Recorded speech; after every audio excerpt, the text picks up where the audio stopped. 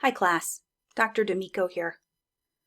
Made this little video to make sure that you understand how we'll be moving forward in our class now that we've moved online.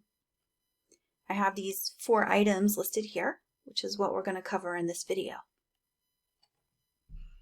First and foremost, I want to say that I acknowledge and understand that in these somewhat scary times, it makes sense that maybe your classwork isn't your top priority. Maybe you're worried about your family. Maybe you're worried about your future. Maybe you're worried about the fact that so many things have been postponed or even canceled. I know it's scary. And I just want to, number one, encourage you to stay calm, stay grounded as much as you can, and also just say that I understand that these are difficult times. I want you to do well in this class, and the best way to make sure that happens is to just stay in touch with me to the extent that you can. So, okay, number 2, did you see the announcement I made last week? So I'm going to go to our course Canvas page. Here's that announcement that I made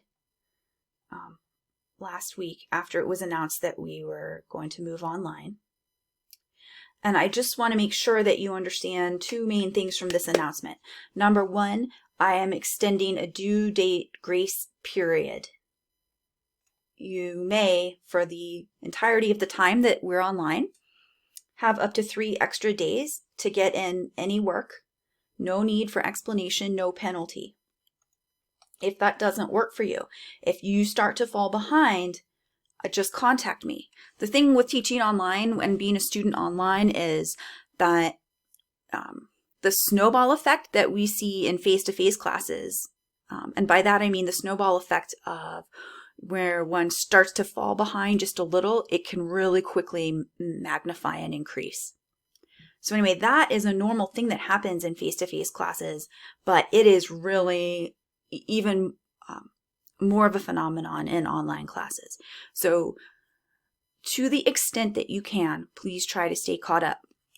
However, I understand these are really, I'm going to almost say unprecedented times. So if things start happening for you and you're having difficulty, please just contact me and we will work it out. Okay, so with that said, the other thing I just wanted to point out to you is I included just a little exercise from a very famous American Buddhist, Reverend Angel Kyodo Williams, to help you maybe sort of ground yourselves, relax.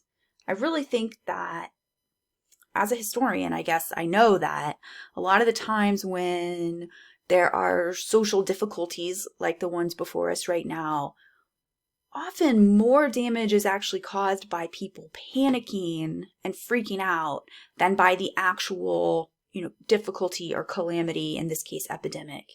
So just want to kind of put a plug in for doing whatever you can to keep yourself calm and hopefully keep the people around you calm too.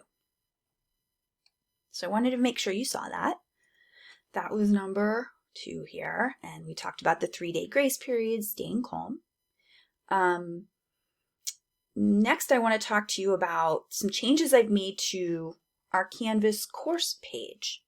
So I created a module called Corona Online. I know that's not I'm not trying to be flip. Let me say this. I'm not trying to be flip about the current crisis with my title, but I just wanted you to understand what I was talking about. So here's our course page. I'm at the home page of our student course page.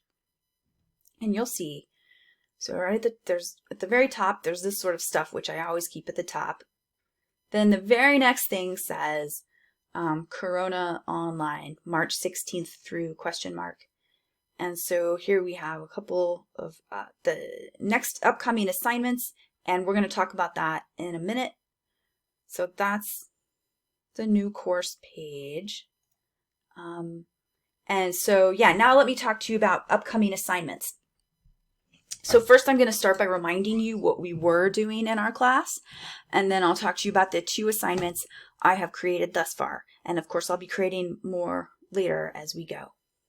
So just to remind you, this was what we did for 8B class. So the last time we saw each other was Wednesday. It feels a lot longer ago, I know.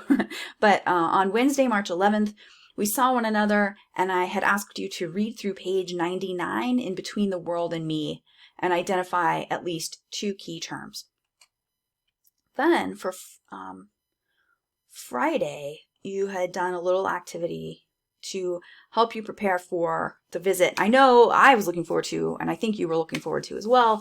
Mr. Alan Cashaw from the Johnstown NAACP was going to talk to us about mass incarceration and the book, The New Jim Crow. So that's what you did for Friday.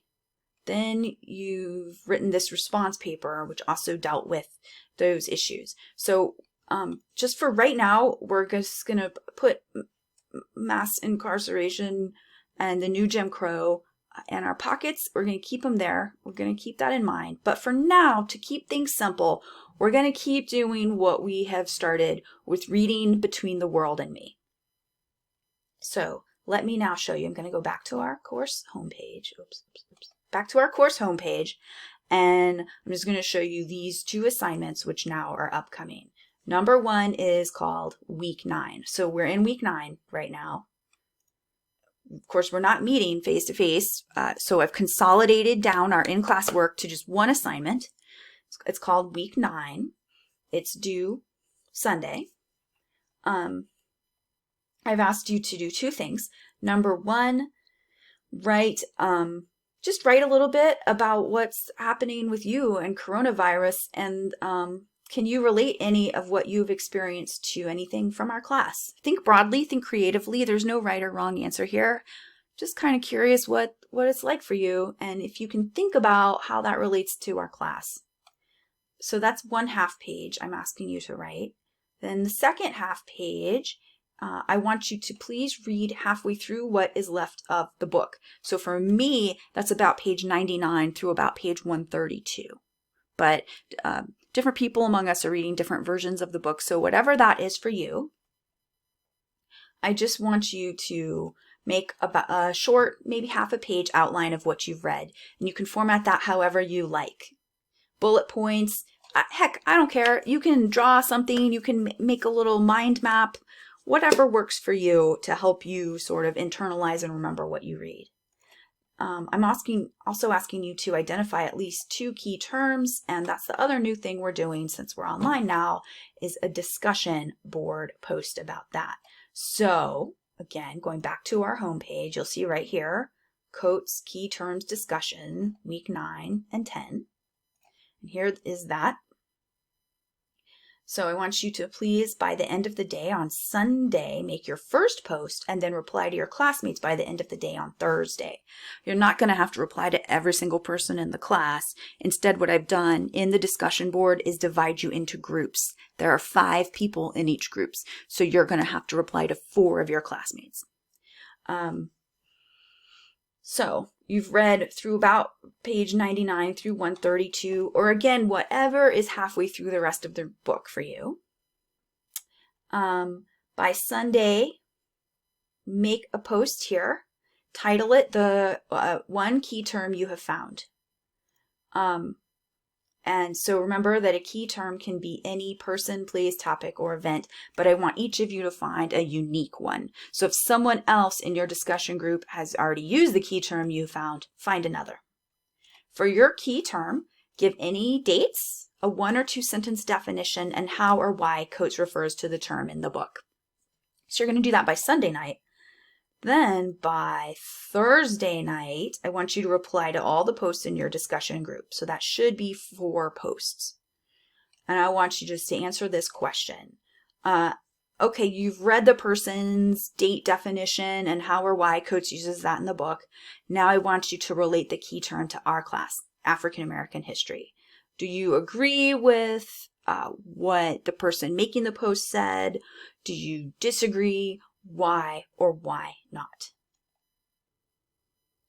And really the point of this assignment is to just encourage you to think about what you're reading, connect it to the class, and do so in a way where you're interacting with your classmates and with their thoughts, their ideas on the matter. So, think broadly, think creatively. It is better to think broadly and innovatively about this question rather than to think sort of narrowly out of concern that you might be right or wrong. So, moving back to our sort of agenda for this video, I think we've covered all 4 of these things. For now, please focus on the week 9 assignment and your discussion board assignment. But even more importantly, focus on yourselves, your health, your loved ones, and all those things in life which are so important. And keep in mind, I'm here for you. I want to support you and your learning.